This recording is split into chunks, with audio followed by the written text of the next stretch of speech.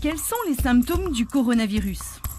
Des symptômes qui peuvent aller d'une rhinorrhée, un nez qui coule, à des symptômes de syndrome grippaux, des douleurs de crâne, et jusqu'aux patients qui ont des formes graves, là où ils font vraiment des détresses respiratoires aiguës.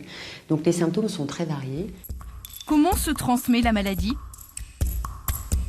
Là, à l'heure actuelle, les modes de transmission qu'on a pu envisager, c'est la transmission effectivement respiratoire, avec des gouttelettes, donc par des mécanismes de toux, d'éternuement, qui émettent dans 1 mètre à peu près les gouttelettes transmissibles, et puis par voie cutanée, puisqu'on sait que ce virus il a quand même une durée de vie sur des surfaces inertes. Enfin, cette famille de virus a une durée de vie d'environ 5 heures dans certaines conditions de température et d'humidité, au maximum sur des surfaces inertes.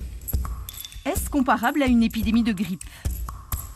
Ils ont des symptômes qui peuvent être similaires, mais ce sont 2 virus différents. Donc ils ne fonctionnent pas différemment, ils attaquent l'homme de façon différente. Mais la difficulté du coronavirus, c'est que c'est un nouveau virus qui survient sur une population qui est naïve, c'est-à-dire qui n'a jamais rencontré ce virus-là. Et c'est toute la problématique de cette épidémie qu'on vit actuellement, qui menace d'être une pandémie, avec l'OMS qui nous envoie des signaux fréquents là-dessus.